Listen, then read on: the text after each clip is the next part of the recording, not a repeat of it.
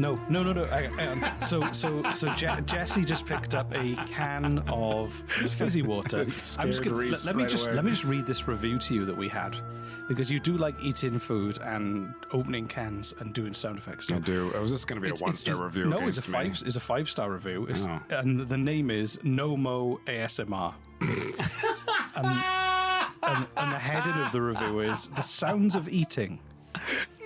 Great comedic political podcast featuring the sounds of host Jesse eating and drinking on many occasions. 5 stars for making me laugh in the morning, 0 stars for the ASMR.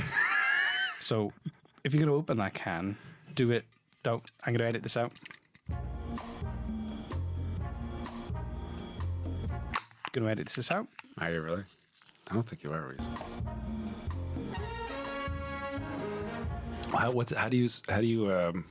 What does ASMR stand for you again? Audio Sex Manipulation Reese. That's right. You remembered. Oh, yeah. Nice. Yeah. How could I forget? My name's in it. So, this is day 7. Jesus. Day 7. I'm tired. Are you tired? I'm exhausted. I just finished shooting and editing a feature film in 2 weeks. I'm ridiculously tired. Yeah. Well, I'm also tired. Just sleepy Reese. Sleepy Reese making bad decisions. That could be our next podcast. Sleepy Reese and Sleepy Jesse making sleepy decisions in sleepy time land. It's just us making bad decisions on the internet. I was just going to sleep while we're just tired. Snoring for an hour. Yeah. I didn't mean to buy that. I was really tired. Like that. Anyway, this isn't that. This is Canadian Spies Are Boring. Canadian Spies Are Boring. We're 7 days in. We have... You're welcome. There's only 3 days left. So I'm very sad. If you're going to miss a daily spy story in your feed, then I'm sorry. We can't give that to you after this date because nothing else happened. I'm joking. Lots of other stuff did happen. We'll just save it for next year. And again, this show, we're not historians, we're not experts. We're going to get stuff wrong. We'll certainly pronounce things wrong. If our audience still thinks that we're historians and this is an educational podcast. No, but hopefully it'll entertain you enough that you go off and read a book by an actual expert or... watch a documentary. I love that we have to put this disclaimer on our show. Warning. Frequently. Yeah. So this episode is called The Far Right Mole. And that's not a small mammal with far right tendencies. Well, that'd be amazing to watch. It's a mole in the sense of a spy mole. Right. No, I picked that up. Thank you. Have you ever heard of Grant Bristow? No. Hold on. Grant Bristow? Sounds like something Grant Bristow. Sounds like something. Oh, Grant? Like Grant. This is a name? Yeah, Grant. Grant I heard Bristow. Like Grand Bristow. Like I thought it was going to be like some sort of pub in England that had pillars and was just quite grand. There's a brand of gravy called Bistow. So it could have been Grand Bristow. It's like gold-plated gravy. That's just gravy with golden flakes in. Yeah. Like, is that was there a vodka with golden flakes? There was a drink with golden flakes in. I've had it. Goldschlager. Yeah. And it cuts the inside of your throat so you get drunk faster. It's a wonderful invention. Yeah. ASMR. Every time you do ASMR noises for that listener who still gave us a 5-star review despite obviously hating. What's their name? No Mo ASMR. No Mo ASMR. I think they created an account just to put that review on. This is for you. I'm going to edit this out. Now I've got to think of creative sounds to put over the top of you doing that.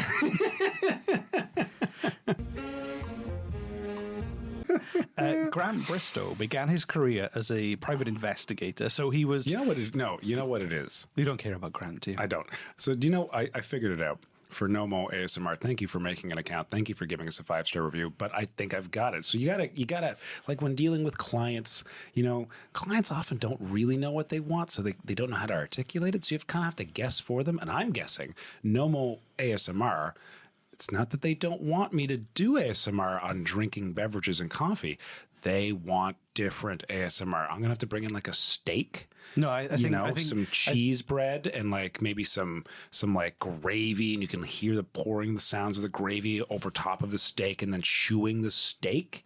I think he just wants more. If it is a he, it could be she. They just want more of ASMR, like better ASMR. They don't want bad ASMR. They want better ASMR. So you think they're playing hard to get? What they actually want is more. Yep. I think what's happened is you've taken the information where they quite clearly expressed their opinion and doubled down on your own opinion more. In a flagrant attempt to try and not be wrong and think that ASMR is fun. I can see you how can't you force think it. that. You can't force ASMR on people who don't want to hear the sounds of it. I can, and I have, and I will. And that's still well, you technically you did, but I will not let it continue. just with more Aaron O'Toole banana bread. More banana bread. So anyway, Fine. Tell me about this Grant Bristow. Grant Bristow. So he was born in 1958.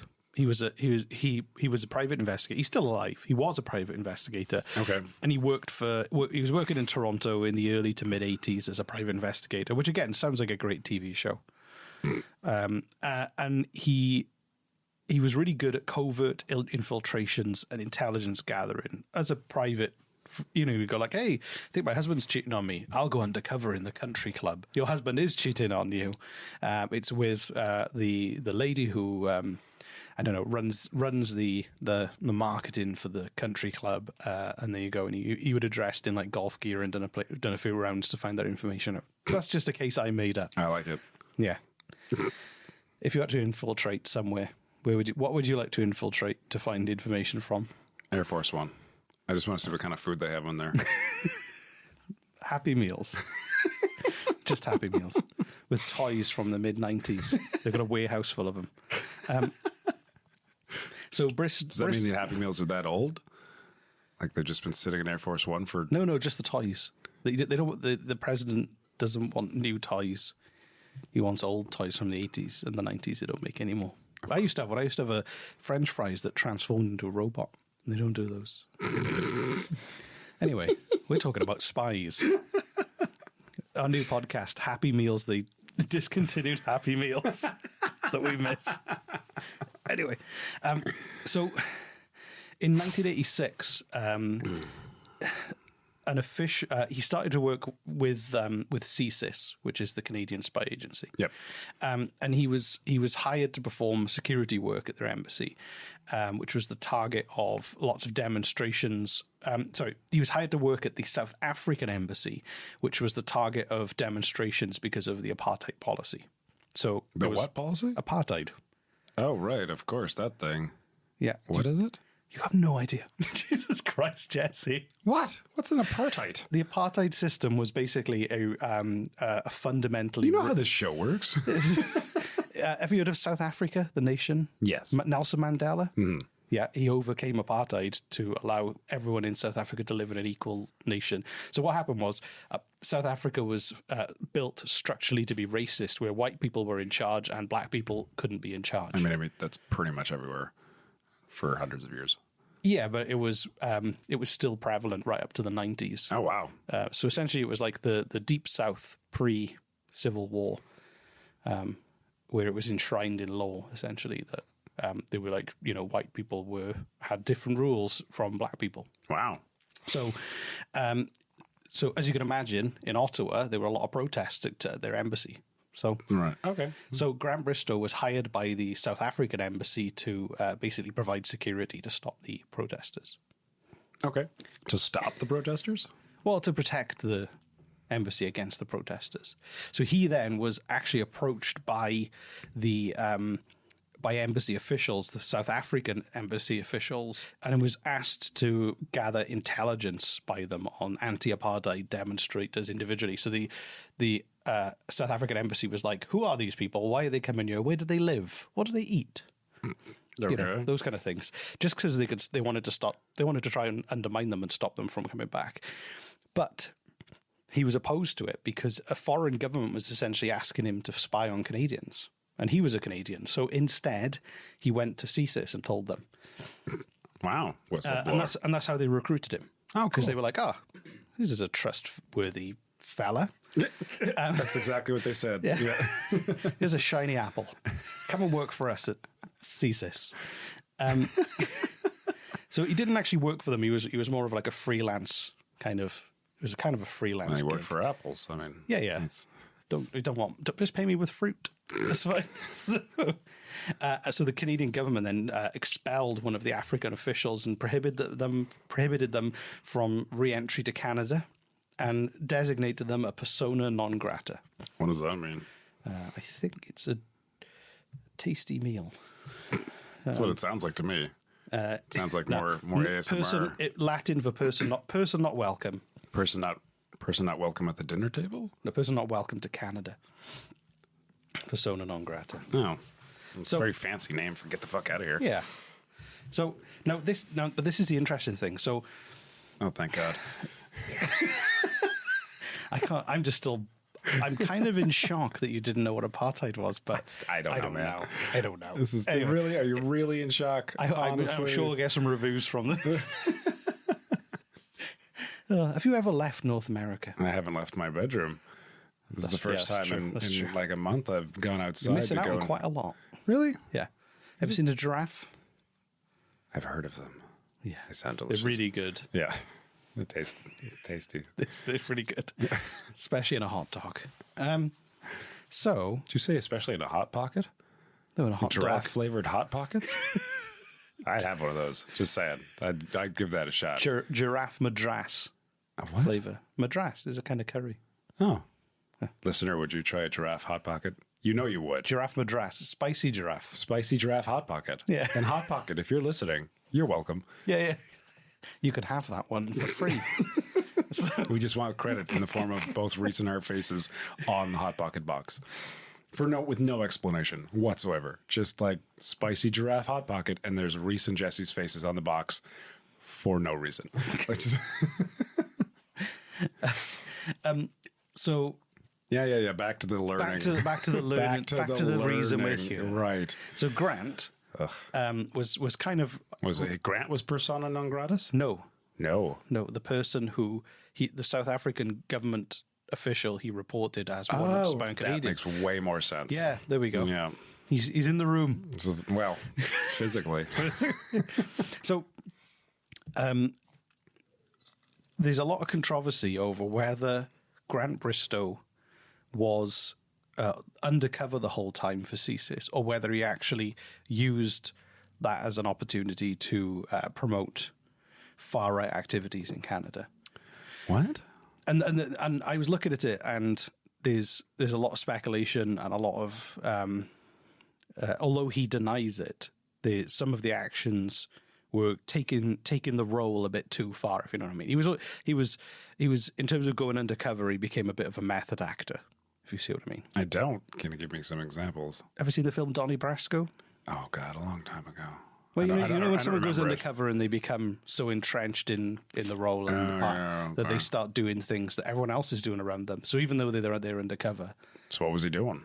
Well, so you have to wait. I'm not going to tell you. Oh, fine. Okay, so anyway, so he was introduced to a far right activist called Max French, and he told these names, man. I know. And what Max French sounds like a comic book character. MaxFrench, he does. By day, mild mannered far-right Nazi activist. Is he a Nazi activist? By night, a sleeping far-right Nazi activist. And yeah, so he was a far-right activist. And Nazi, though? And Bristow was... Are you saying, he was a Nazi? We don't know. Well, he was far-right. He wasn't a member of the German Nazi party of the 1930s and 40s. Claiming someone's a Nazi... No, I was just calling him... Okay, sorry. No, he wasn't a Nazi. He was a far-right activist. There is a difference. No. He didn't have a uniform. Yet. Or a pointy hat. So Bristow reported this to CSIS, and CSIS basically said... Thanks, here's an apple. No, well, they did. They said, well, we want you to spy on the Canadian far right. But he himself was far right. No, he wasn't. No, That's Max French. I was talking about Grant Bristow, the spy who... Yeah, didn't you say Grant Bristow was far right? No, well, we'll get to that. Okay. This is the question, was he? So he was introduced. Donnie Brasco'd. Yeah. Okay. Oh, that's interesting. So essentially, because he became friends with French, and CSIS knew he was good at going undercover. They were like, "Be his friend, get involved in the far right. Let us know what they're up to." Wow. So. Okay, this is finally getting interesting. All right, this is. But he knew nothing about the far right. So the CSIS gave him a crash course induction into the far right in Canada, which was a hell of a slideshow, I imagine. Imagine being asked to make that instructional video. Oh my God, that'd be so you're going undercover with the far right in Canada. Race, please make this video. Here's what you need to know. Please make this video. I don't know where to start. Anyway. Just call it the far right. Ask for some footage. So they basically 1-800 far right Canada. That's yeah, that's not. It's probably just 1-800 far right. I don't think Canada's just extra numbers at the end after it's already started ringing. You're still typing out Canada. Yeah, exactly. Which is what happens with my phone. The light sensor's funny, and I keep dialing with my face while I'm on the call. So anyway. Sorry, I face dialed you. Face dialed you while I was talking to you. So he then became part of something that became known as Operation Governor, which began in the autumn of 1988. And essentially, he was. I want that job. Operation Governor. No, I want the job of coming up with those names. I want to get a position in the government, and my only job is to come up with names for stuff like that. Yeah, that's it. What are we going to call this? Give it to Jesse. Yeah. He'll figure it out. I got it. Operation Beaver Endorsement. Or Operation Camera Potato. I think you'd be better at that job than me. I don't know, man. All right, tell me more about Operation Camera Potato. Operation /Governor. So he got in with the Nationalist Party of Canada, and essentially he became friends with the leader of the party, Don Andrews. How did he get into the party? Well, he just became no. This is it. He just became friends with them and just hung out with them. I mean, this is like a fringe political group. If somebody else turns up, they get a free cup of tea. Okay. So, do you know what he did? He credited his friendship with them by mirroring, which is an intelligence technique where you mimic the target's thoughts and feelings to gain trust. Yeah, that sounds about right. So they say something, the next day you repeat it back to them as if you believe it too, and they're like, "Oh, that's a great idea." You also like putting dogs in burlap sacks and beating them against trees. What? Exactly. I thought I was alone on that. Oh wow. Okay. Yeah, come on and join our party, man.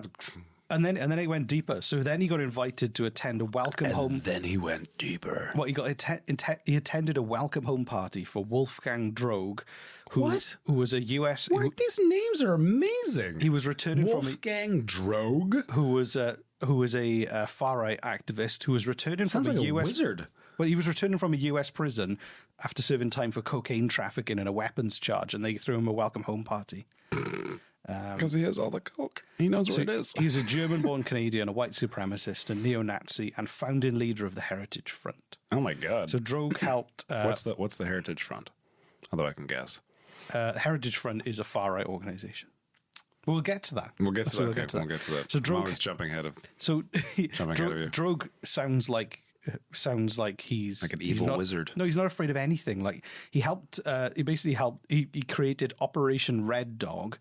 And he tried to invade Dominica to overthrow his government. And he used to be an organizer for the Ku Klux. Operation Red Dog is a much better name than Operation Governor. It is, but come on, it's not as good as Operation Phone Potato. And he also organized for the Ku Klux Klan in British Columbia. This guy's a real dick.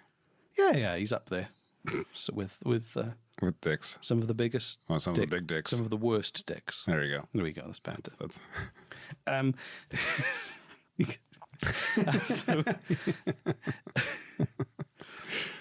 But what happened was Bristow realized that while the other friend he'd made was involved in the far right, that Droege was what he described as the real thing. So he switched friends. No, he just became. It was like, you're my best friend too. I can have two best friends. And he made him a bracelet at his welcome home party. So to help fund him reaching out and kind of build his relationships and fund his goals with being part of the far right, CSIS paid Bristow about $50,000, which was worth even more in the 80s. I've heard that the dollar does rise as the years go on. Yeah, so that was like $1 million billion. So as time progressed, Bristow became eventually the security chief of the Nationalist Party. So he wasn't just a member; he was the chief head of security for the Nationalist Party, while still being paid by CSIS as a spy. Amazing. And he was getting paid from both sides. Well, no, he was. I don't know if he was getting paid to be part of the Nationalist Party, but Probably, I imagine. But he was in charge of their security. So, that's not a job people often do for free. Just saying. So, in his own words, in 2005, Bristow said, "I was keeping watch over violent hate groups. It was the right thing to do." From this, and he says that he screened and collected detailed personal information on all new members, and then copied and forwarded it all to CSIS. Wow! So, as head of security, he knew everything. Right. So CSIS knew everything. This would make an amazing mini-series. So never guess who invited all of the fringe political groups to a big party? Libyan dictator Muammar Gaddafi. Oh, well. In 1989, to send celebrations for the anniversary of his revolution, all expenses paid. So they went. Their flight to Libya, first they went to Rome, where they were screened by Italian intelligence officers, and who would try to get them to convince convince them not to go to Libya. And then they arrived in Tripoli with other extremists from all around the world. But it was it invited far left and far right movements. It must have been a fun place to be. Yeah, and he gave them $1,000 US dollars as a gift as well.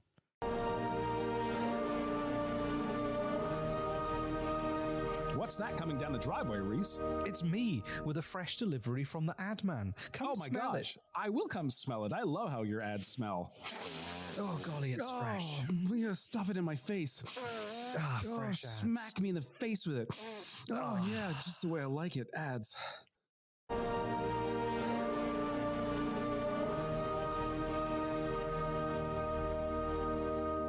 And then they were stopped again in Chicago because Drogue, having been previously arrested and banned from entering the United States, was detained. And Bristow was also detained and strip searched. And he was furious, apparently, because he was worried why, if CSIS knew he was there, why didn't they let him let them pass through? Because he was worried about being caught. So right. And he basically was just quite angry at his handlers, and said that they were using him as an expendable pawn. Expendable pawn. See, I heard porn. You said pawn. Pawn. Yeah, I'm not sure what you're saying. Pawn. Pawn. Expendable pawn. Now, and this is, we mentioned the Heritage Front. Hold on, say pawn again, just in porn. Now say porn. Porn. Say pawn. Porn. Say porn. Porn. Yeah. Okay. Please continue. Cool. Anything else you want me to say? Pawn porn. Pawn porn. Anyway. Come on, we're talking about the far right. Anyway. So Drogue and Bristow, we talked about the Heritage Front as a far-right organisation. Bristow was actually one of the founding members.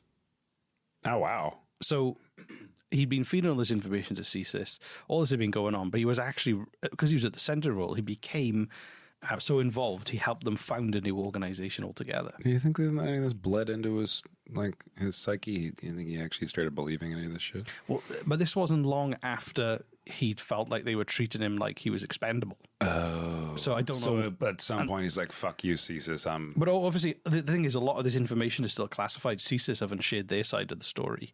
So it's still... I haven't found enough information to work out whether he was just in so far he had to be part of the founding, or whether he had turned his back on them and was just like, well, fuck you. This honestly would make an amazing show. But it also is. Don't you think so? It's very ambiguous. You know, he was involved in helping found like a horrible. You don't like TV, do you? I do like TV. I just don't really watch it. Not really. No. Well, I do sometimes, not always. Maybe. Okay, please continue. Anyway. Every time I mention the television show idea, you just keep talking. I'm like, okay, fine. I guess it's not a great idea. It's just a lot of work.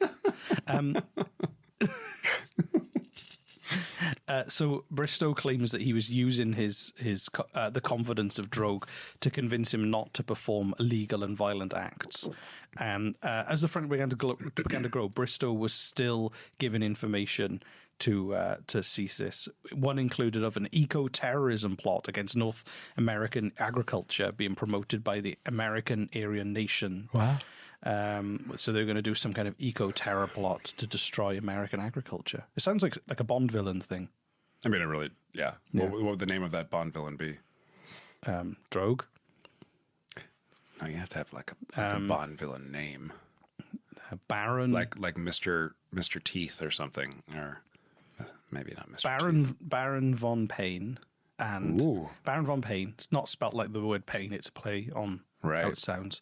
And you've always got Bond villains have to have a disfigurement. Right. Which I've always found uncomfortable because there's a correlation in Bond films between disfigured bad guys and bad guys. So what would his disfigurement be? His disfigurement would be that he has no disfigurement and it doesn't quite fit the brand. Okay. There we go. Anyway, it's Baron von Payne, no disfigurement.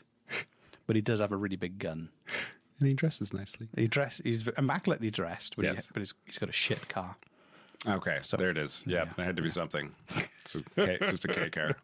So, so because they were talking about this eco-terrorism plot to destroy agriculture in North America, which is just in off the charts, it was kind of demonstrating the extremes that Drogue would go to, and kind of justifying this mission on behalf of CSIS, really, I guess. Bristow was then introduced to other people. This guy called Terry Long, who was from the Canadian chapter of the Aryan Nations, and they got on really well. Instantly, because he used his mirroring technique. Either he used his mirroring technique or he was just having a good time. We don't know. And Long passed on his membership list of 180 people. So Bristow then passed that on to CSIS. So they knew all of the Aryan Nation members. Wow. Who were on there. And there was a far...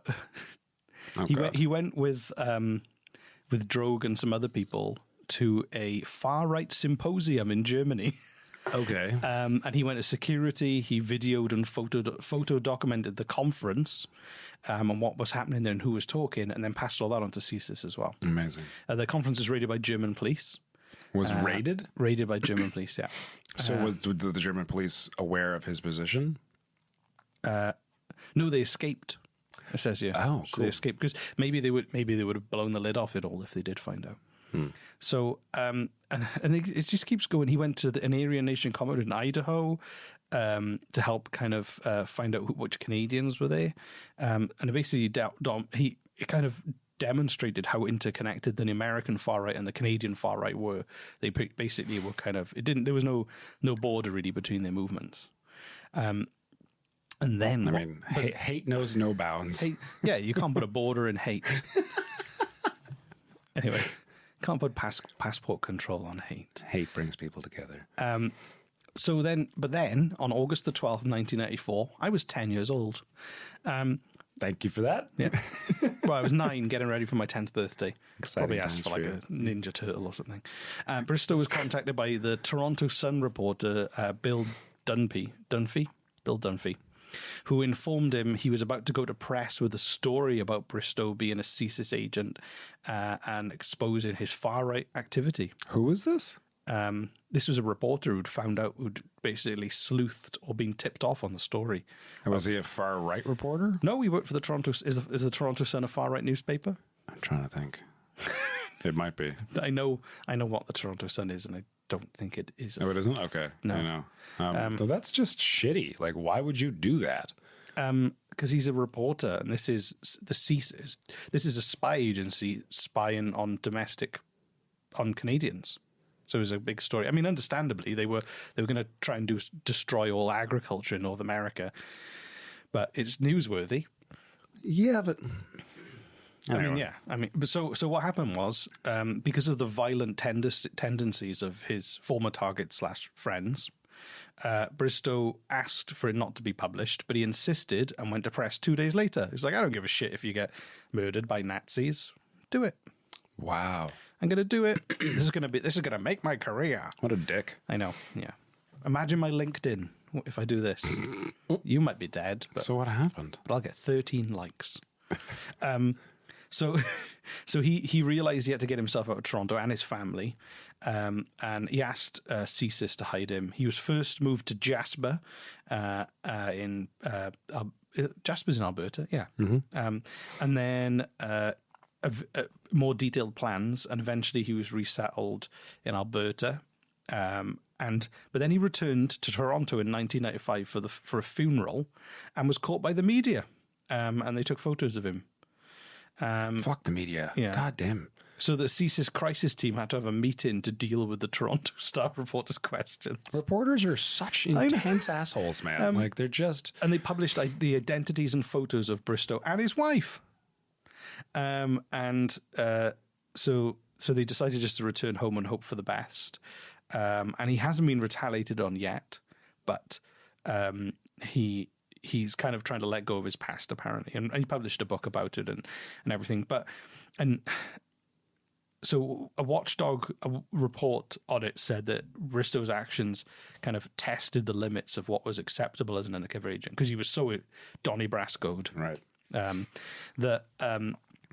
also the angle of the Toronto Sun was saying, well, Bristow was so involved in these Nazi organizations or far-right organizations, and CSIS were giving him money.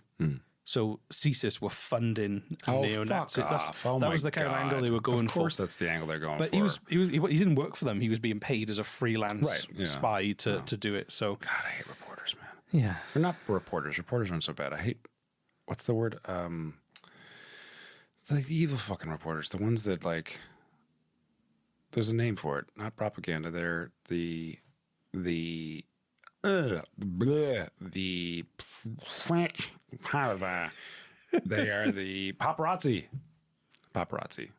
The people who will do anything for ratings and for a good scoop that doesn't actually help anything. Sell a good front page that sells papers. Yeah, that sells papers, but it doesn't actually help anybody's lives. No. And it just puts other people's lives in danger. I hate it so much. I saw a news article, and it was Al Pacino goes out for coffee, he can barely hold a cup. And what it was just a man in his 80s trying to drink coffee with a mask and trying to work around his mask. But he was old because he's in his 80s. Is Al Pacino was in his 80s? Yeah. So the headline, yes, it was Al Pacino, but all you could see was a man in his 80s just trying to have a cup of coffee around wearing a mask. Like, come on. And they took photos of him and like, look at Al Pacino. Yeah, that's... He can't work coffee and masks. That's shit, man. Yeah. It's like the worst. Just let him be an old man and go and help him. Like, put your camera down. Go, hey Al, do you want some help? Yeah, no, paparazzis are fucking evil people. I want to make a show called Paparazzi. I've actually thought of this, where we find actual paparazzi and then we paparazzi the fuck out of them. We follow them around. We take photos of them and their family, them in their backyards. We chase them wherever they are. We're taking photos of them, no matter where they go. And we never leave them alone 24/7. I think that would make a fascinating reality television show. I know someone who nearly committed suicide because the paparazzi were following him around, and he was secretly gay. And they knew he was secretly gay, and they were telling him that they were going to publish a headline really soon that would have compromised his kind of life and his career, because he wasn't ready to let the world know. Yeah. And yeah, he pushed him to near suicide. Jesus Christ. They didn't care. No, there was my old friend Mike and me had this plan.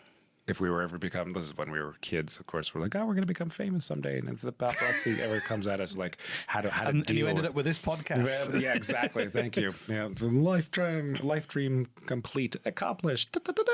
Anyway, like, if you are surrounded by paparazzi who are asking you questions, like you've got like 20 microphones shoved in your face and people asking you questions, I think to this day, one of the funniest ways you could deal with that, okay, is by being very upfront and active with them in a very in a way that seems like you're interacting, but you're not. So like, instead of like, no, leave me alone, and like trying to hide your face and get away from them. No, like go up to them, stand up front, and here I am. Okay, I'm ready to answer questions. And you've got like 20 microphones of people shouting, and all you do is you are determined, like, okay, I'm not leaving this spot. I'm going to stand here for 48 fucking hours if I have to. And you just look around while everyone's pointing, and then you point to someone, one of the reporters, and like, you, and they'll ask you a question, and you just listen to the question, and you don't answer, and then you look at someone else in the crowd, and you point to them, you're like, you, and you go, and they'll answer, they'll ask you their question, and you just listen to their question, you point to look at someone else, and you go like, you, and you just do this for hours. You don't actually answer a single question. You just keep pointing at different reporters saying, you, what's your question? What's your question? What's your question? And you never answer questions. Like, stand there and do that like 20 minutes, half an hour, 2 hours, 3 hours, 5 hours, until they all fuck off. Just You've really mentally prepared yourself for fame. In a way that it's hard to conceive. Like, what they do? What could they possibly do if they? I don't know. They probably just go, celebrity. But if you did celebrity has a weird thing. If you did that, okay, 100% of the time, I mean every single solitary time that the paparazzi bugged you, you did that. You're like, okay, here we go. We're doing this again, right? And you just stand there, you plant your feet, and you just say, you, what's your question? Okay, what's your question? But you don't answer a thing, and you don't leave. And you just do that over and over and over again. Do you think if you were part of the paparazzi and you saw me, would you come running up to try? Like, if you went through that 7 times with me? I got a much simpler solution. Super soaker full of piss. Ooh. That would just way easier, way less of your time. Just super soak, fill it up. They're outside, okay. Just gonna drink a gallon of water. Fill up your super soaker. Just squirt them with piss as you walk out. They'll go just as quickly. I'm not going to lie, that is actually entertaining to think about. and then when they go, right, your assignment, you got to go and take photos of Jesse. Oh, not the piss guy. So they just hate coming to cover you, and then you sneak up on them. Like, so they're all there in a bush waiting for you to come out of your house. And you go, what's going on, guys? We're just waiting for Jesse to come out. And he went, he's already here. And the next thing they know is just cold piss in their face. Cold? What? Because you're not going to, you want to, well, it's not fresh. Maybe you stored it overnight. You can warm it up if you want. I'd really want us to become super famous so that we can do shit like this. Just so you can, yeah. I mean, it's technically assault, but I mean, that's what they're doing, so. Yeah, right. Yeah. Go, did you get your photo? By the way, you smell of piss. Good luck. So anyway, back to Grant Bristow. Oh, okay. This is a long episode. But the question is, was he involved? I mean, the thing is, when they recruited him, he was doing security for the apartheid regime. So he obviously wasn't politically bothered by a racist government and doing work for them. And then came forward to report them when they wanted to spy on Canadians, but he was fine to work for them in a security sense. So the question is that, obviously he put himself in immense danger to get involved, but when he was there, he was involved. He was very, very involved. So is it a case of he started out doing the right thing and just got pulled in a little bit too much? Or was it all honest? Or was he, actually just, what kind of mole was he? How involved was he? Again, we'll probably never know because CSIS aren't going to tell all the truth. So it's just we only really have his word on a lot of the activities and stuff. But I mean, thankfully, CSIS isn't going to let us know. Otherwise, they'd be doing a bad job. It's the definition of a bad. Yeah. Just an update. What have we been up to this week? So anyway, did you like that story? I did very much. Yeah, that was. I kept picturing like this would make a really good television show. Like I really do. I think that. What would you call it?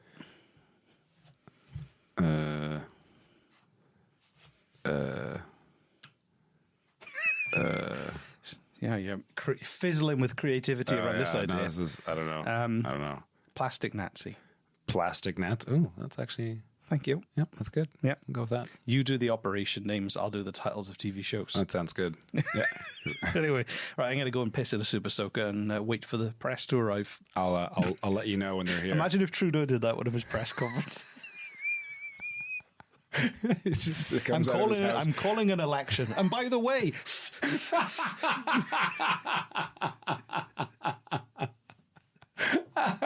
it's not my piss either. it's the piss of a deputy minister. I couldn't go. I was too nervous. Too excited. Too excited. Oh, God. I'm not making a t-shirt of Justin Trudeau erect pissing into it. Oh, why not? I love the her new speech all t-shirt, by says the the way. hole is too small.